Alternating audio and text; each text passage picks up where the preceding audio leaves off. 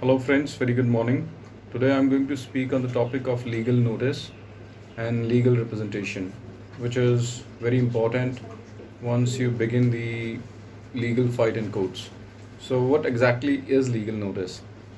Legal notice is nowhere defined in law, but it is an attempt to avoid litigation or legal proceedings and give a fair chance of amicable settlement to the other party. And somewhere it is statutory, like in check bounce cases and insolvency arbitration, it is a must. You need to send the legal notice. And in some cases, it's an optional thing, like for consumer cases, you may or may not. For RERA, even, you may or may not send legal notices. So it is as per the requirement of law. Now, the other question that comes is people ask me usually, is it compulsory to send a legal notice through an advocate or a lawyer? Well, the law doesn't require as so. But since it is your first version in writing, you're going to put everything on papers, whatever the first version is. So it has to be very carefully drafted, keeping out the odds and ends. So, in my recommendation, yes, you should take a professional hand because the effort is the same. Whether you prepare a case or a legal notice, the effort is still the same.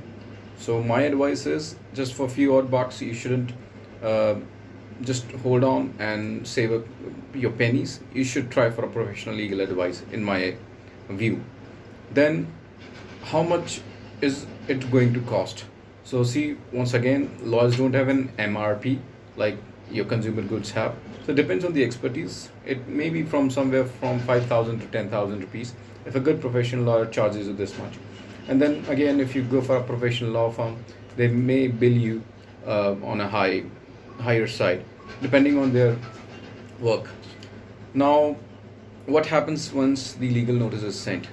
Once the legal notice is sent, you should wait ordinarily for 7 to 15 days for the compliance of the legal notice. That what exactly are you looking forward to?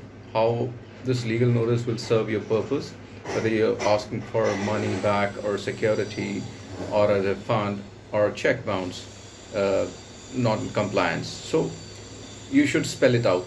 And once after waiting for 15 to 7 days, you should proceed with the legal proceedings and file the case in the court of law.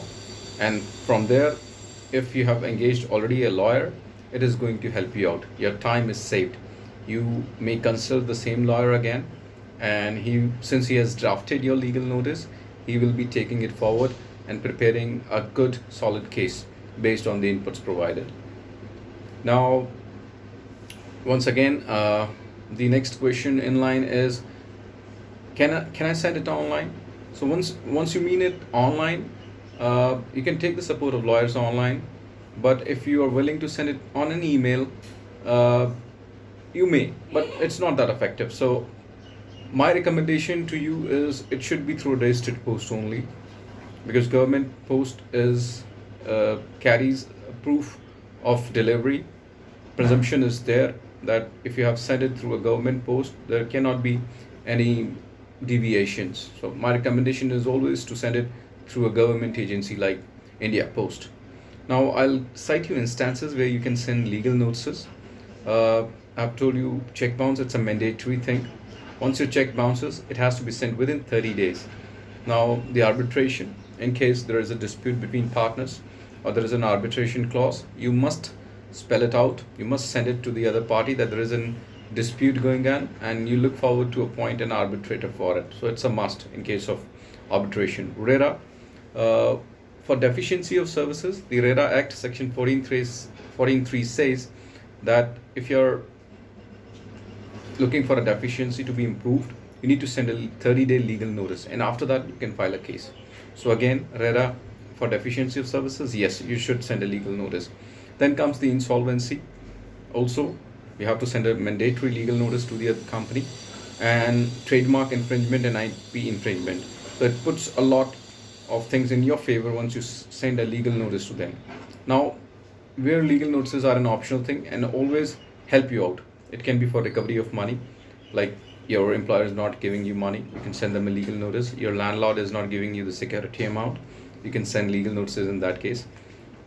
Consumer cases also, if you don't want to take it too long, then you can send legal notices. Now, for defamation also, civil or criminal both, you can send legal notices. And then for landlord tenant disputes, it's definitely a good thing to do. You can send them legal notices. And now it's popular trend even for divorces, people have started sending legal notice. So uh, this is a good attempt. This is kind of a first slap before you begin your legal fights, and it is definitely going to help you out. So I hope I have played the questions and queries on legal notice. And if still you have any query, feel free to visit my website.